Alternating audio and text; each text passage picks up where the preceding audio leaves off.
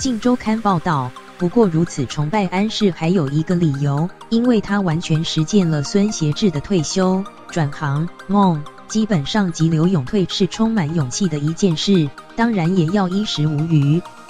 在这个行业，你要放弃目前的工作，要转另外一个工作的心境，你要调整得很好，要非常确定后面你要活得下去才行。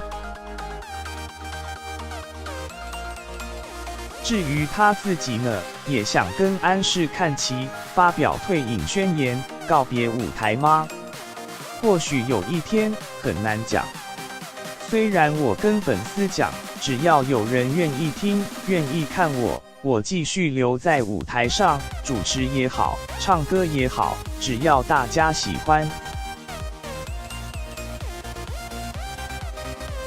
出道已经23年，孙协志对想做的事越来越清楚。或许到哪一天，我回到自己最想要的，也会做这样的选择，也说不定。延伸阅读。